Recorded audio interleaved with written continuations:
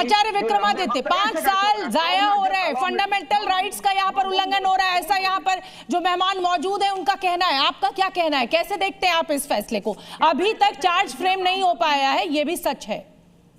शोभना जी, कितने सीधे साधे लोग हैं, बेचारे कुछ समझे बेचारे। ये क्यों कह रहे हैं कि 5, अरे बरी नहीं हुए भाई, बेल मिली है और सारे चार्ज फ्रेम्ड है। मेरे आश्रम के सामने दंगा हुआ था और उसमें जमा लोग आज भी अंदर है, क्योंकि उन्होंने पत्थर चलाए थे सीए के नाम पर, जो हाल में देश में खराब किया था।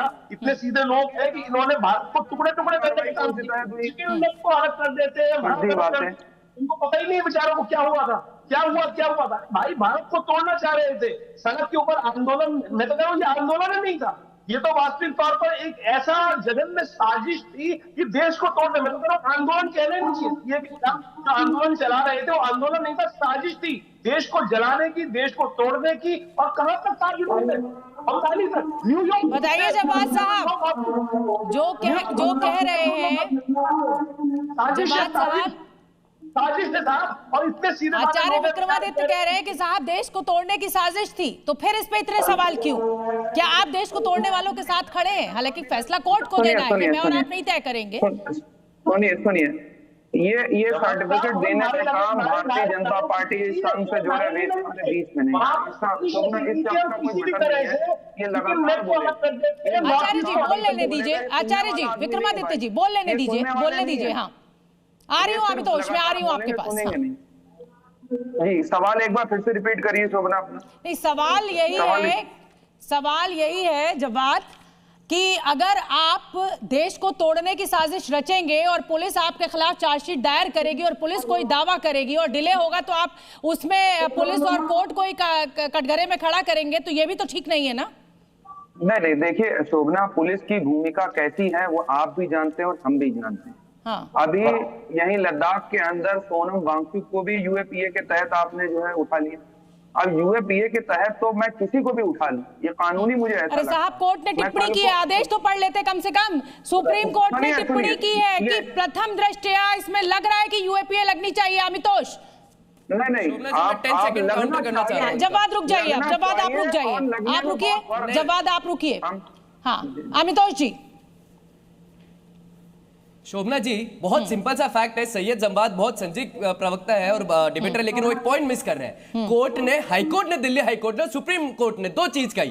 पहली चीज, दिल्ली हाईकोर्ट ने जब बेल खारिज करी तो कहा, not a routine political dissent but a deliberated attempt to mislead a Muslim community. पहली चीज, और बेल डिनाई करी। और माननीय सर्वोच्च न्यायालय ने बेल डिनाई करते हुए section 43 clause D of UAPA act का हवाला दिया है। वो ये कहता है कि court determines after reviewing the case from the case diary or a charge sheet that there are a reasonable grounds for believing that the accused or such person has a prima facie indictment। मतलब ये हुआ कि अगर माननीय न्यायालय को, हाँ, माननीय न्यायालय को अगर, सैयद सुन लीजिए,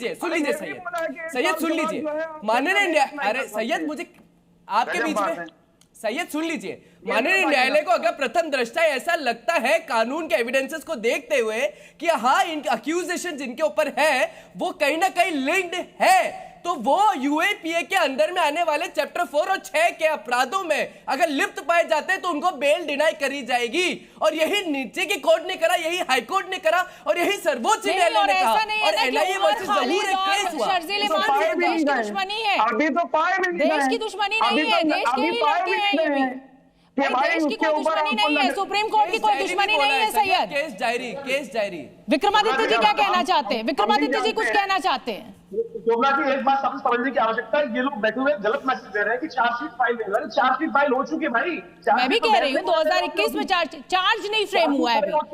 दो अलग चीजें होती हैं, चार्ज फ्रेम होता है कोर्ट में। हाँ, ये जो फाइल ही नहीं होने, आपके वकील जो है, जो वहां शर्ली इमाम के वकील खड़े हैं, वो उनको केस को ऐसा बरकरार रखा है कि वो चार्जशीट तो बहस ही नहीं होने दे रहे हैं और उसके लिए फिरा जा रहे हैं। कभी हाईकोर्ट चले जाते हैं, कभी कहीं और चले जाते हैं। और यहाँ बैठे हुए लोग कह रहे थे बेचारों को पता ही नहीं है कौन से चार्ज में, भैया देश तोड़ने के लिए, देश में आग लगाने के लिए।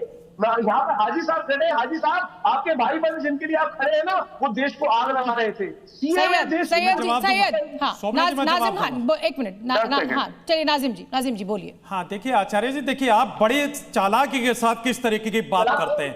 अरे सुन लीजिए, अभी आप आपने भी क्या चालाकी के साथ कर लीजिए ना बात। आपने किसने आचार्य जी रोका क्या है? कहा था कि जब दिल्ली दंगे हो रहे थे तो मैं विटनेस था, आपने अपने आप को विटनेस बताया, तो भाई आप कोर्ट क्यों नहीं गए? आपको कहना चाहिए था कि हाँ जी इन्होंने ये दंगा भड़काया है, आपको वहां पे जाकर कोर्ट में अपने पैर भी करने चाहिए और खड़े हो जाना चाहिए था कि सरजिल इमाम और उमर खालिद ने देश के अंदर दंगे भड़काने की कोशिश करी, लेकिन आप लोग टीवी चैनल पे तो आके बात करते हैं, लेकिन कोर्ट का साथ देने के लिए तैयार नहीं। और मैं कहता हूं कि सुप्रीम कोर्ट इज सुप्रीम, हम सुप्रीम कोर्ट का सम्मान करते हैं, लेकिन हर नाजिम फैसले का खान सम्मान यहाँ करते पर हैं। तो एक्यूज के वकीलों के द्वारा डिले किया गया है ना, साफ साफ ये कहा जा रहा है। अभी तो अमितोष जी ने यही बताया ना कि डिले आप लोगों की तरफ से हो रहा है, कभी एक कभी दो, कुछ ना कुछ ऐसा बात सामने आती है और उसके बाद वो तारीख जो है वो टल जाती है। तो इसमें आप पुलिस को या कोर्ट को क्यों जिम्मेदार मान रही है?